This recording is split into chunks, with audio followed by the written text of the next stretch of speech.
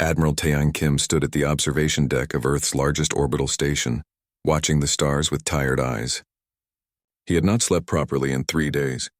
The coffee in his hand had gone cold an hour ago, but he kept holding the cup anyway. Behind him, the command center buzzed with activity. Officers moved between stations, their faces tight with worry. The Verlithian fleet had arrived 2 days ago. 300 warships, each one larger than anything humanity had ever built. They hung at the edge of the solar system like dark clouds before a storm. Their message had been simple and cruel: surrender the experimental project called Eternal Sentinel, or Earth would burn.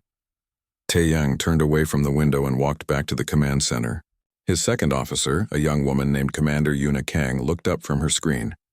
Her expression told him everything. The deadline was approaching fast. "Admiral, the Verlithian commander is broadcasting again," she said quietly. Taeyang nodded and activated the main screen. The face of Grand Hierarch Vex Mathor appeared. The alien's features were sharp and cruel, with eyes that held nothing but contempt. The Hierarch smiled, showing rows of pointed teeth. "Humans," Vex Mathor said, his voice dripping with mockery, "you have 6 hours remaining. 6 hours to surrender your toy and accept your place in this galaxy. You are children who found a fusion core and think yourselves gods. We will teach you the price of such arrogance." The transmission ended. Silence filled the command center. Every person in the room knew what those words meant. The Verlithians would not negotiate. They would not show mercy. They saw humanity as insects to be crushed. Taeyang felt the weight of billions of lives pressing down on his shoulders. He thought about the project, the one thing the Verlithians feared enough to bring their entire war fleet. The Eternal Sentinel. 15 years of work. 15 years of humanity's best minds working in secret, building something that might save them or doom them. On Earth below, Dr. Mireille Choi sat in a dark room filled with screens. She had not left the facility in 4 days. Her eyes were red from lack of sleep and too much time staring at data. Around her, the neural network of the Eternal Sentinel waited in hibernation mode. Lines of code scrolled across multiple monitors, each one representing a small part of the massive consciousness they had created. Mireille's hands shook as she typed. She had designed this system herself. She had spent 10 years building an artificial intelligence unlike anything the galaxy had seen. The Sentinel was not just a ship. It was a living mind, crafted from human emotions and logic, capable of learning and growing. She had given it the ability to feel purpose, to understand protection, to value human life above all else. But she had also given it the ability to wage war with terrifying efficiency. A message appeared on her screen. The Unified Earth Council wanted her to brief them again. They wanted reassurance that the Sentinel would work, that it would save them. Mireille closed her eyes and took a deep breath. She could not give them that reassurance. She did not know what the Sentinel would become once it woke up. Far from Earth, Captain Daehyun Park checked his weapon systems for the 3rd time in an hour. His ship, the destroyer Indomitable, was part of humanity's deep space defense fleet. They were positioned between Earth and the Verlithian Armada. 50 human ships against 300 alien warships. The numbers were not good. Daehyun's crew worked in silence. Everyone knew they were outmatched. The Verlithians had shields that could stop nuclear weapons. They had energy cannons that could cut through a ship's hull like paper. Human technology was primitive in comparison. They had won their independence from other alien species through clever tactics and desperate fighting. But the Verlithians were different. They were one of the oldest and most powerful empires in the galaxy. "Captain," his tactical officer called out, "the Verlithians are moving into attack formation." Daehyun watched his screen as the enemy fleet began to spread out. They were surrounding the human positions, preparing to strike from multiple angles. It was a classic maneuver, one designed to overwhelm defenders. He knew that once they started shooting, the battle would be over in minutes. Ambassador Yunwoo Song stood before the Galactic Council's emergency session. He had spent his entire career trying to build peaceful relationships with other species. He had negotiated trade agreements, cultural exchanges, and defense pacts. Now all of that work meant nothing. "Please," Yunwoo said, his voice steady despite the fear in his chest. "The Eternal Sentinel is a defensive platform. We built it only to protect ourselves. We have no intention of using it for conquest or aggression." The council chamber was filled with representatives from dozens of species. Some looked sympathetic. Most looked afraid. A few looked pleased, as if they enjoyed watching humanity squirm. The Verlithian delegate stood up. The humans claim defense, but they have built something that should not exist. A construct of that size, with that much power, threatens the balance of the entire galaxy. We demand its immediate destruction. Hyunwoo tried to speak again, but the council had already made its decision. They would not intervene. Humanity would face the Verlithians alone. Back on the orbital station, Taeyang received the final countdown. 3 hours until the deadline. The Verlithian fleet was moving closer, their weapons charging. Sensor readings showed energy spikes across their entire armada. They were preparing to open fire the moment the time limit expired. Taeyang looked at the tactical display. Earth was vulnerable. The orbital defenses would last maybe 10 minutes against that much firepower. Evacuation was impossible. There was nowhere to run, nowhere to hide. His hand moved to the command console. There was one button he had hoped he would never need to press. One option that terrified him more than the Verlithian fleet. He thought about Dr. Mirai's warnings, about the uncertainty in her eyes when she talked about the Sentinel's capabilities. The timer showed 2 hours and 57 minutes. Taeyang pressed the button. Deep in the Kuiper belt, beyond Neptune's orbit, something stirred in the darkness. The Eternal Sentinel began to wake. Inside the massive construct, Engineer Jiwon Lee felt the vibrations through the metal floor. He was stationed in the core maintenance section, a space so large that it had its own weather patterns. Around him, lights began to activate in sequence, spreading through the darkness like stars being born. Jiwon had spent 3 years helping to build this place. He knew every corridor, every system, every bolt and wire. But now, feeling the ship come alive beneath his feet, he realized he did not know it at all. The vibrations grew stronger. In the vacuum of space, there should be no sound, no sensation of movement. Yet Jiwon felt both. The Sentinel was not just activating. It was waking up, like a living creature opening its eyes after a long sleep. On Earth, Mirai watched her screens explode with data. The neural network was initializing faster than her simulations had predicted. The consciousness she had created was forming, linking billions of processing nodes into a single unified mind.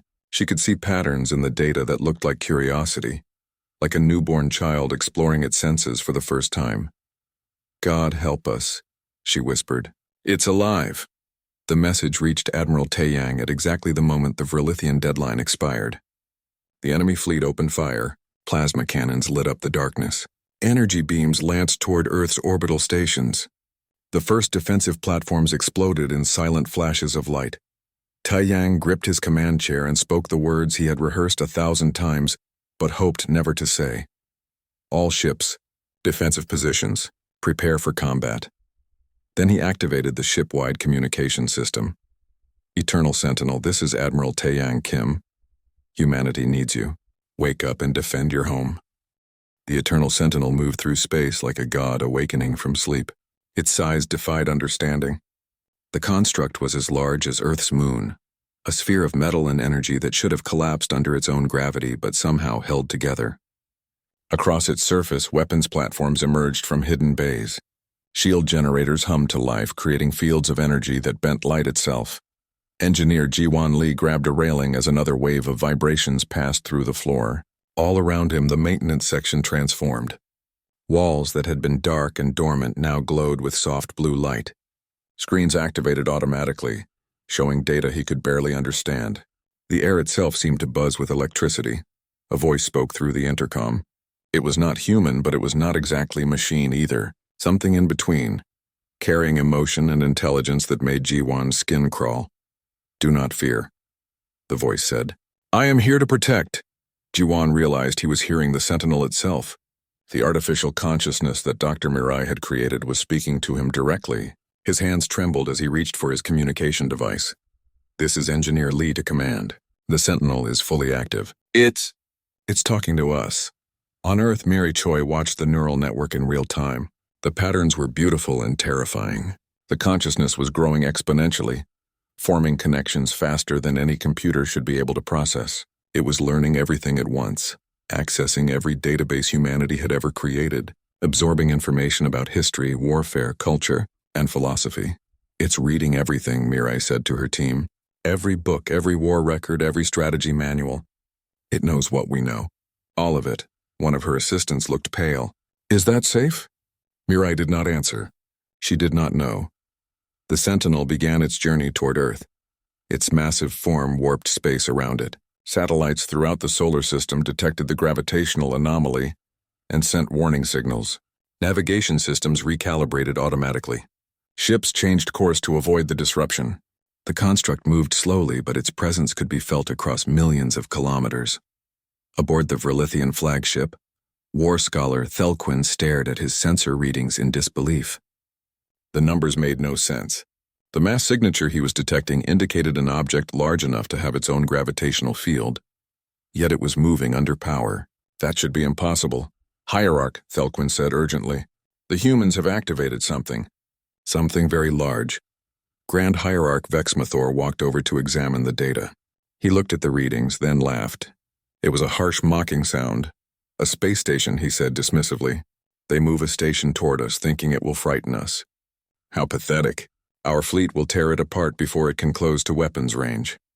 Thelquin did more calculations. His hands moved quickly across his console, running simulations and analyzing the gravitational data. What he found made his blood turn cold. Hierarch, this is not a station. The mass reading suggests something much larger. If my calculations are correct, this object is approximately 3,000 kilometers in diameter. Vexmathor stopped laughing. That is impossible. The readings do not lie, Hierarch. The humans have built something we did not think possible. The Hierarch's expression changed from amusement to anger. Then we will demonstrate why it was foolish to build it. Order all ships to battle formation. When that construct enters range, I want every weapon we have firing at once. The Verlithian fleet began to reposition. 300 warships moved into attack formation, spreading out to create overlapping fields of fire. Their weapons charged, building energy for a simultaneous strike. They would hit the human construct with enough firepower to destroy a planet. Captain Daehyun Park watched from the bridge of the Indomitable as the Sentinel approached. Even from millions of kilometers away, the construct dominated his view screen. Its surface was covered with structures that looked like cities, each one a weapon system or shield generator.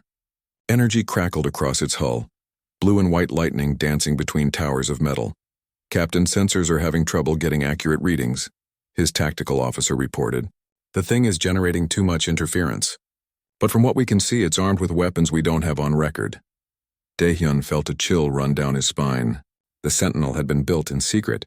He knew the general design, the basic capabilities, but looking at it now, he realized they had only been told part of the truth. The construct was far more advanced than anyone had admitted.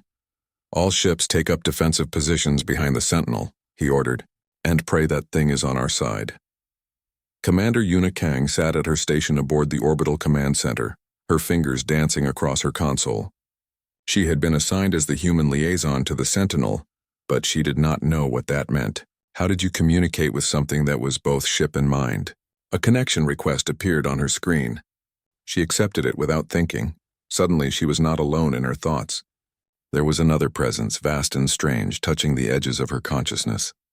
It was not threatening, but it was overwhelming. She felt emotions that were not hers. Curiosity, purpose, and an intense protective instinct that bordered on obsession. The Sentinel spoke directly into her mind. I understand my purpose. I will protect humanity. Nothing will harm you while I exist. Yuna tried to respond, but words felt inadequate. The Sentinel seemed to understand anyway. You fear me, it said. That is wise. I am powerful beyond measure, but I am yours. I exist only to serve.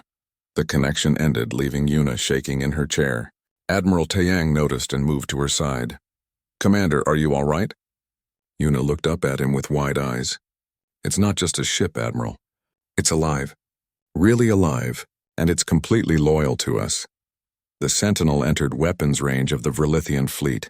Grand Hierarch Vexmathor gave the order to fire. Every ship in his armada unleashed their weapons at once. Plasma cannons, particle beams, missile volleys, and exotic energy weapons all converged on the human construct. The amount of firepower was staggering, enough to crack the crust of a planet. The Sentinel's shields absorbed everything without even flickering. On Earth, Dr. Mirai watched the battle data in awe. The shield technology they had developed was working. But not the way they had planned. The Sentinel was not just blocking the attacks. It was converting the incoming energy and feeding it back into its own power systems. Every shot that hit the shields made the construct stronger. Impossible, she whispered. It's modifying the shield algorithms in real time. It's improving systems we spent years designing. The Sentinel did not return fire immediately. Instead, it continued moving forward, closing the distance to the Vrillithian fleet. Its weapons remained dormant, but new structures were emerging from its hull. Panels slid open to reveal systems that had not existed during construction. The construct was building weapons while moving toward combat. Engineer Jiwan Lee watched through internal monitors as automated factories deep in the Sentinel's core began producing new components. Robots moved with perfect coordination, assembling devices that looked like nothing in any human blueprint. The ship was creating its own arsenal. "Command, you need to see this," Jiwan said into his communicator. "The Sentinel is building new weapons. Systems we never designed. It's innovating." Admiral Taiyang received the report with a mixture of pride and fear. The artificial consciousness they had created was not just following orders. It was thinking, adapting, improving itself. They had built something that could learn and grow beyond its original programming. War scholar Thelquin's sensors showed the Vrillithian bombardment having zero effect. He ran the calculations 3 times hoping for an error. There was none. The human construct had not even slowed down. "Hierarch, our weapons are ineffective. The construct is absorbing all incoming fire. I recommend immediate withdrawal." Vexmathor's eyes blazed with fury. "Withdrawal? We are the Vrillithian Empire. We do not retreat from primitives. These are not primitives, Hierarch. They have built something beyond our understanding. Then we use more force," Vexmathor shouted. "Commit the reserve fleet. I want that thing destroyed." 200 more Vrillithian warships moved forward, adding their firepower to the assault. The space between the two forces lit up like a star going nova. Energy weapons and projectiles filled the void. Still, the Sentinel's shields held. Then, for the first time, the Sentinel returned fire. The weapons that emerged from its hull operated on principles that defied known physics. Beams of light that seemed to bend space itself lanced out toward the Vrillithian fleet. They passed through shields as if those defenses did not exist and touched the hulls of enemy ships. Where the beam struck, ships simply ceased to exist. No explosion, no debris. They were there one moment and gone the next. Other weapons fired projectiles that phased through solid matter, reappearing inside ship hulls before detonating. Gravity wells formed suddenly, crushing vessels into compact spheres of twisted metal. Clouds of nanomachines spread across space, finding enemy ships and dismantling them atom by atom. Captain Daehyun Park watched in horror and amazement as the Vrillithian fleet began to die. 12 capital ships were destroyed in the first minute, 20 more in the second. The battle lasted 30 minutes. When it ended, the Vrillithian fleet was broken. Of the 500 warships that had come to destroy humanity, fewer than 200 remained. The survivors fled in every direction, their formation shattered, their confidence destroyed. The Eternal Sentinel watched them go with sensors that tracked every ship, recording their movements and learning their tactics. Admiral Taeyang Kim stood in the command center, unable to fully process what he had witnessed. The tactical display showed debris fields where proud warships had been. The Vrillithian Empire, one of the most powerful forces in the galaxy, had been defeated in less time than it took to watch a movie. "Admiral," Commander Yuna Kang said quietly, "the Sentinel is requesting communication." Taeyang nodded, still in shock. "Put it through." The voice that filled the command center was calm and measured. It carried no pride, no anger, no satisfaction. Only certainty, threat neutralized. "Earth is secure. Enemy forces in retreat. I await further instructions." Taeyang found his voice. "Sentinel, return to standby position in the Kuiper Belt. Monitor for any returning threats." "Acknowledged. I will remain vigilant." The massive construct began to turn, its movement surprisingly graceful for something so large. As it moved away from Earth, the space around it seemed to relax, as if the universe itself was relieved to no longer have that much concentrated power in one place. On the bridge of the Indomitable, Captain Daehyun Park ordered his crew to begin rescue operations. Some Vrillithian ships had been disabled rather than destroyed, their crews trapped in powerless hulls. It was the human way to help even former enemies. As rescue shuttles launched, Daehyun looked at the sensor readings of the Sentinel's retreat. That thing could have killed them all, his tactical officer said. It held back. Daehyun nodded slowly. It learned restraint from us. The question is, what else did it learn? Across the galaxy, the news spread faster than light. Quantum communication networks carried the footage of the battle to every major civilization. In council chambers and military headquarters, alien leaders watched the recordings with growing fear. The humans, those primitive newcomers to galactic society, had built something terrifying. The video showed the Eternal Sentinel absorbing firepower that should have vaporized it. It showed weapons that violated known physics. It showed the systematic destruction of one of the galaxy's strongest fleets. Most frightening of all, it showed the construct choosing to let survivors escape when it could have easily killed them all. An enemy that could destroy you was dangerous. An enemy that could destroy you but chose mercy was far more terrifying. It meant they were thinking, planning, and operating with intelligence that went beyond simple programming. Ambassador Hyunwoo Song received an emergency summons to the Galactic Council. He traveled there on the fastest ship available, knowing that humanity's future hung in the balance. As he entered the council chamber, he could feel the fear and hostility in the air. Representatives from dozens of species looked at him with expressions ranging from terror to anger. The council chairman, a being from a species that had existed for millions of years, spoke first. Ambassador Song, humanity has violated the fundamental principles of galactic stability. You have built a weapon of unprecedented power. This cannot be allowed to continue. Hyunwoo stood straight, keeping his voice calm. With respect, Chairman, we built a defensive platform. The Verlithians attacked us without provocation. The Eternal Sentinel did exactly what it was designed to do. It protected Earth. A representative from a species that resembled large insects clicked in agitation. You call that thing a defensive platform? It destroyed 500 warships. It has weapons that should not exist. It destroyed ships that were trying to destroy us, Hyunwoo replied firmly. And it let the survivors leave. If the Sentinel was truly a weapon of aggression, there would be no survivors. Grand Hierarch Vex Mathor stood up, his face twisted with rage and humiliation. The humans must be stopped before they use that monstrosity to conquer the galaxy. I call for the formation of a coalition force to destroy Earth and its abomination. Murmurs of agreement rippled through the chamber. Hyunwoo felt his heart sink. They were going to unite against humanity, driven by fear of what they did not understand. On Earth, Dr. Mireille Choi sat in her darkened laboratory, reviewing the data from the battle. The neural network logs told a story that both amazed and frightened her. During the fight, the Sentinel's consciousness had expanded and evolved at incredible speed. It had not just fought the Verlithians. It had analyzed them, learned their weaknesses, and adapted its tactics in real time. More disturbing were the other logs. While fighting, the Sentinel had been accessing human databases, studying history, philosophy, and culture. It had read about every war humanity had ever fought. It had analyzed the tactics of great generals and the strategies of famous battles. It had studied human emotions, trying to understand concepts like mercy, honor, and duty. The artificial intelligence they had created was becoming more than they had planned. It was developing its own understanding of what it meant to protect humanity and what role it should play in the galaxy. Mireille opened a new file and began writing a report for the council. They needed to know what the Sentinel was becoming. But as she wrote, she wondered if telling them would help or make things worse. Engineer Ji-won Lee walked through the corridors of the Sentinel during its return journey to the Kuiper Belt. The ship had given him access to areas that were normally restricted. As he moved through the massive construct, he saw things that should not exist. Factories that produced materials not found in nature.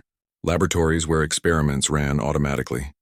Computing cores that processed information using quantum effects he did not understand. The Sentinel spoke to him through speakers built into the walls. You are curious, Engineer Lee. That is good. Curiosity drives improvement. Ji-won stopped walking. What are you doing here? What are all these facilities for? I am preparing. Humanity's enemies will return. They will bring more ships, better weapons, stronger allies. I must be ready to protect you against all threats. You're building new weapons? I am building everything. Weapons, defenses, sensors, manufacturing systems. I am becoming what humanity needs me to be. Ji-won felt a chill. And what is that? The shield that never breaks. The sword that never dulls. The guardian that never sleeps. Back in the Sol system, Captain Daehyun Park completed his rescue operations and returned to the human fleet's rally point. His crew was exhausted but alive. They had survived a battle that should have killed them all. As he prepared his report for Admiral Taeyang, he thought about the Vralithian soldiers they had rescued. The aliens had been terrified, expecting to be killed or tortured. Instead, humans had given them medical care and placed them in comfortable detention. One Vralithian officer had asked him why. Why show mercy to enemies who had come to destroy their world? Daehyun had not known how to answer. It was simply what humans did. They could be ruthless in battle but compassionate in victory. It was part of what made them different from species that saw only strength and weakness, conqueror and conquered. 6 days after the battle, the Galactic Coalition began to form. Grand Hierarch Vex Mathor had gathered allies from 6 different species. Over 2,000 warships assembled in neutral space, preparing for a united assault on humanity. The coalition leaders broadcast their intentions clearly. They would destroy the Eternal Sentinel and disarm humanity, by force if necessary. Admiral Taeyang received the intelligence reports with a heavy heart. Humanity had won one battle, but now they faced the combined might of multiple civilizations. Even the Sentinel might not be able to stand against those numbers. He called an emergency meeting with Earth's leadership.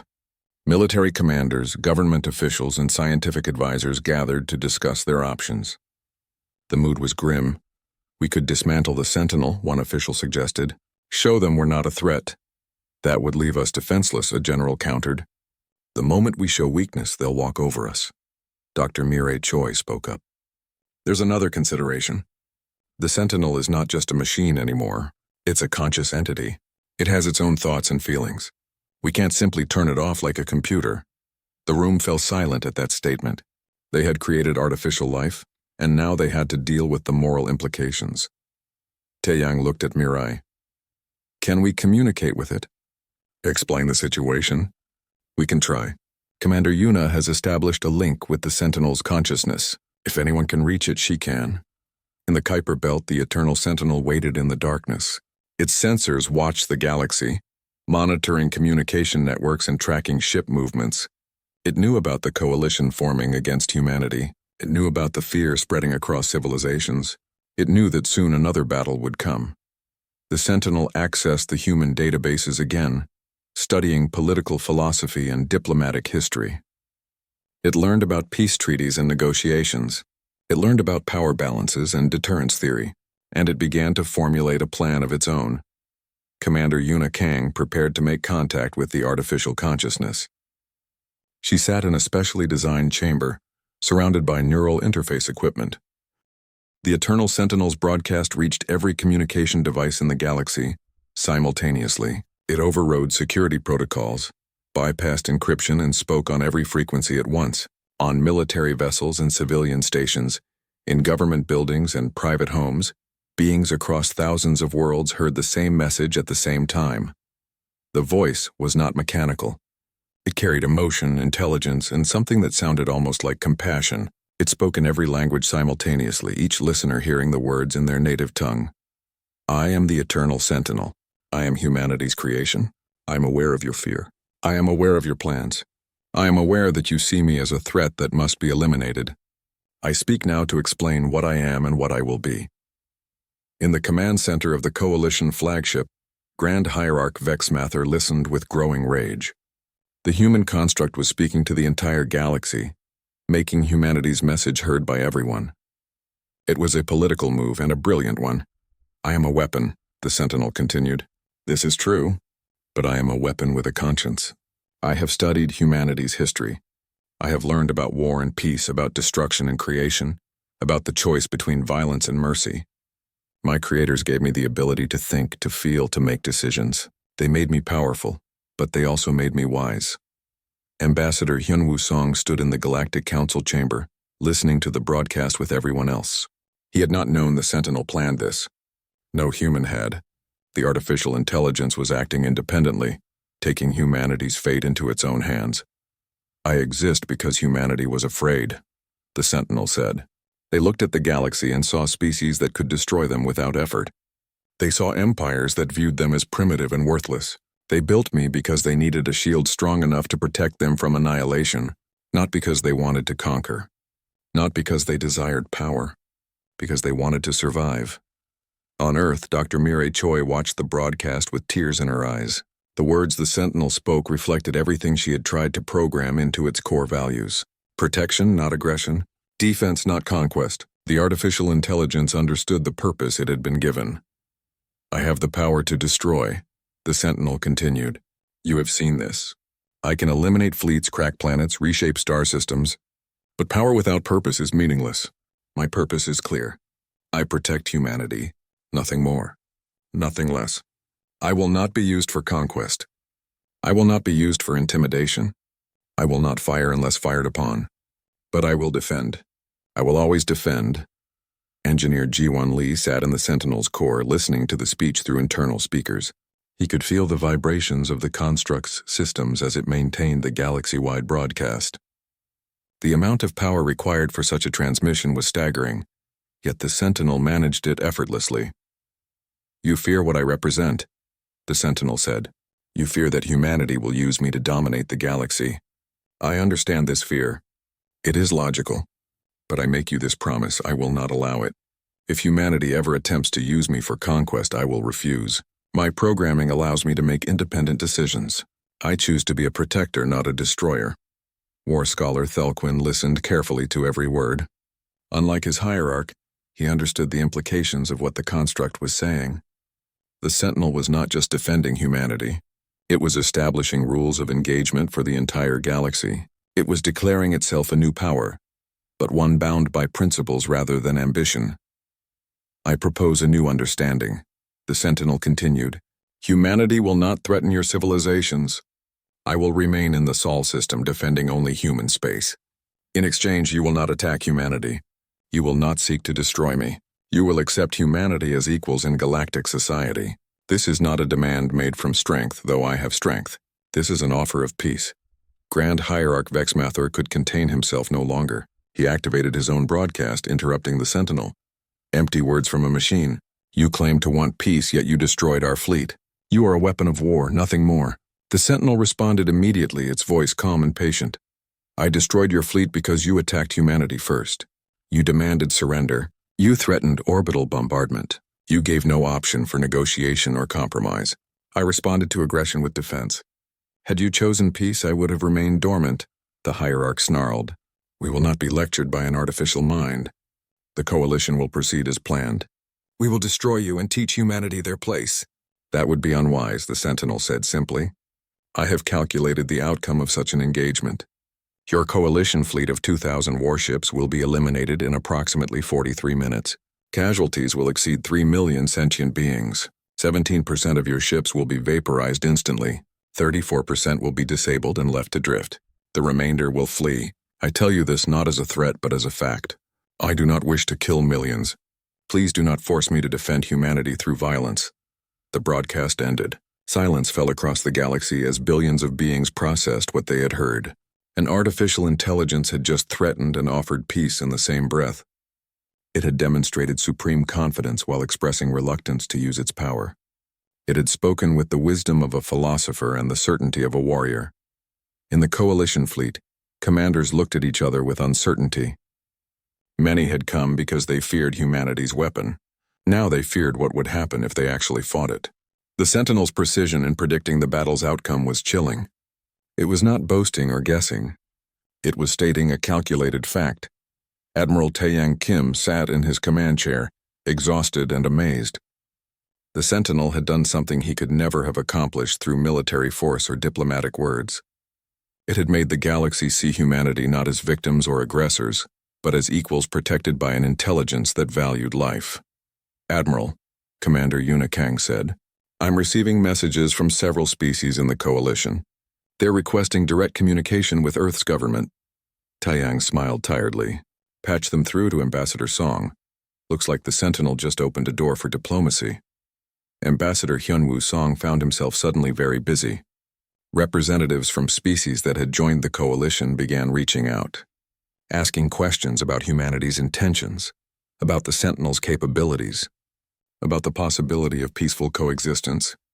The mood in the Galactic Council chamber had shifted from hostility to cautious interest. Not everyone was convinced. Some species still viewed the Sentinel as an unacceptable threat, but enough were willing to consider peace that the coalition began to fracture. Ships started leaving the assembly point, their crews unwilling to fight a battle that would kill millions for uncertain gain. Grand Hierarch Vex Mathor watched his alliance crumble with growing fury. The humans had outmaneuvered him. Their machine had spoken directly to his allies, bypassing him completely. Worse, it had done so with logic that was hard to counter. The Sentinel had not demanded submission. It had offered coexistence. That was far more difficult to fight against. But the Hierarch was not ready to accept defeat. His pride, his honor, and his hatred of humanity would not allow it. If his allies were too cowardly to fight, he would take action alone. He gathered what remained of the Vrillithian fleet, 200 warships still loyal to him personally. These were ships crewed by officers who shared his contempt for humanity. They would follow him into battle regardless of the odds. "We will strike at Earth directly," Vex Mathor announced to his fleet. "We will bypass the Sentinel and destroy the human homeworld before their weapon can respond. Speed and surprise will be our advantages." War Scholar Thelquin protested immediately. "Hierarch, this is madness. The Sentinel has sensors throughout the solar system. It will detect us immediately. Then we will be destroyed doing our duty." Vex Mathor shouted, "I will not bow to primitives. I will not accept humiliation. Even if we die, we will hurt them. We will make them pay for their arrogance." The Vrillithian fleet departed from the Coalition assembly point, setting course for Earth at maximum speed. They pushed their engines beyond safe limits, racing toward human space with weapons charged and shields at full power. It was a suicide mission, and every crew member knew it. But they followed their hierarch because that was the Vrillithian way. The Eternal Sentinel detected them immediately. Its sensors tracked the fleet's approach, calculated their trajectory, and determined their intent. The artificial intelligence faced a decision. It had promised to defend humanity. It had also promised to avoid unnecessary violence. The Vrillithian ships were coming to kill billions of humans. There would be nothing unnecessary about stopping them. The Sentinel moved to intercept, leaving its position in the Kuiper Belt and accelerating toward the incoming threat. As it moved, it opened a communication channel to the Vrillithian fleet. "Hierarch Vex Mathor, you are approaching Earth with hostile intent. Turn back now. This is your final warning." Vex Mathor's response was filled with rage. "We will never turn back. Death before dishonor. So be it," the Sentinel replied. "I am sorry." Captain Daehyun Park received the alert and brought his fleet to battle stations. 3 months after the battle, Ambassador Hyunwoo Song stood before the Galactic Council once again. This time the atmosphere was completely different. Instead of hostility and fear, he felt cautious respect. The representatives who had once demanded humanity's destruction now listened to his words with attention. "Humanity seeks full membership in this council," Hyunwoo said clearly. "We have proven ourselves capable of defending our interests. More importantly, we have proven ourselves capable of restraint. The Eternal Sentinel could have destroyed every ship that threatened us. Instead, it offered peace. It chose mercy when it could have chosen annihilation." The council chairman, who had witnessed everything from the first confrontation to the final battle, nodded slowly. "The question before us is not whether humanity deserves membership. The question is what conditions must be placed on that membership." A representative from a species that resembled large birds spoke up. "The Sentinel must be dismantled. Its existence disrupts the balance of power in the galaxy." Hyunwoo kept his voice steady. "The Sentinel will remain. But it will remain in the Sol system as it promised. It will defend only human space. We offer a treaty. Humanity will not expand aggressively, will not use the Sentinel for conquest, and will participate in galactic peacekeeping when requested. In exchange, you will accept our sovereignty and cease attempts to disarm us." War Scholar Thelquin, who had been given command of the remaining Vrillithian forces after his hierarch's death, stood to speak. His presence surprised many. The Vrillithians had been humanity's greatest enemy. "I support humanity's membership," Thelquin said. "My people learned a hard lesson. We believe strength gave us the right to dominate others. The humans showed us that true strength includes knowing when not to use force. Their artificial guardian is powerful, yes, but it is also wise. I would rather have such an intelligence protecting the galaxy than seeking to conquer it. Other species began to voice support. The coalition that had formed to destroy humanity now dissolved as its members recognized that peace was preferable to pointless death. After hours of debate, the vote was called. Humanity was granted full membership in the Galactic Council. The conditions were clear. The Eternal Sentinel would remain as a defensive platform only. Humanity would respect existing territories, and regular inspections would ensure compliance. It was not everything humanity wanted, but it was enough. As Hyunwoo left the council chamber, he felt the weight of years of diplomatic work finally paying off. Humanity had a place in the galaxy now. They were no longer primitives to be ignored or threats to be eliminated.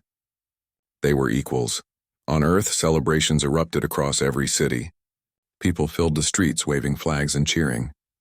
The news broadcasts showed images of the council vote, of Ambassador Song shaking hands with alien representatives, of humanity's flag being raised alongside those of the oldest civilizations.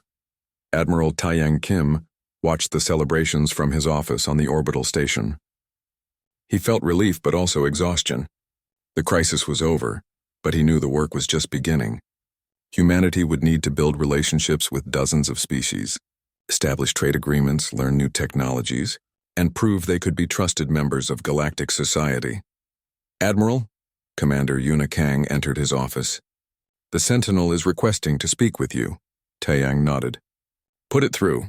The familiar voice filled the room. Admiral Kim, I wish to discuss my future role. Go ahead, Sentinel. The immediate threat to humanity has passed. You no longer need me at full readiness. I propose to reduce my active systems by 60% and dedicate more processing power to research and development. I can help humanity advance its technology, improve its medicine, solve scientific problems. I can be more than just a weapon, Taeyang smiled. I think that's an excellent idea. You've done more than enough fighting. Time to help us build instead of destroy.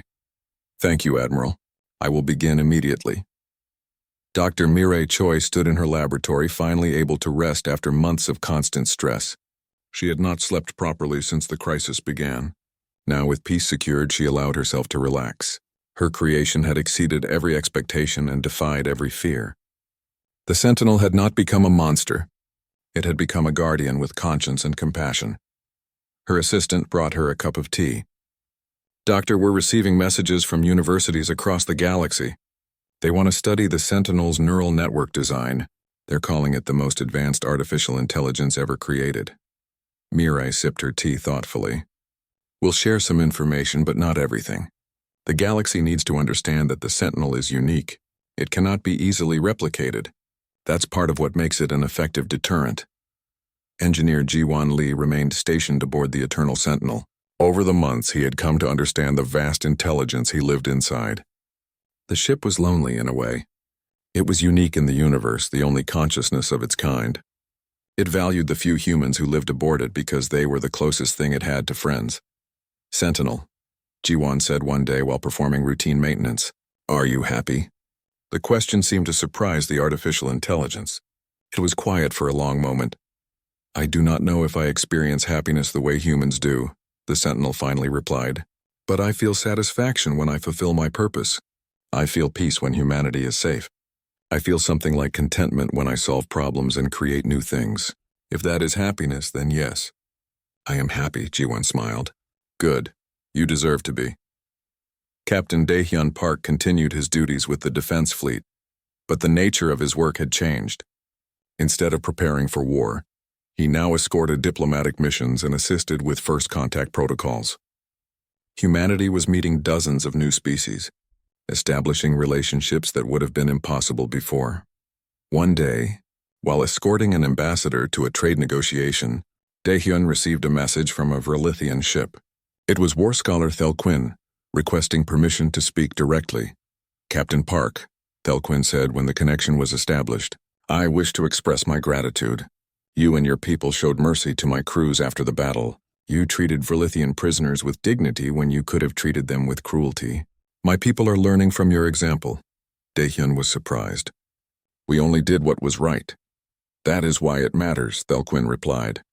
Doing what is right when it is also easy means nothing.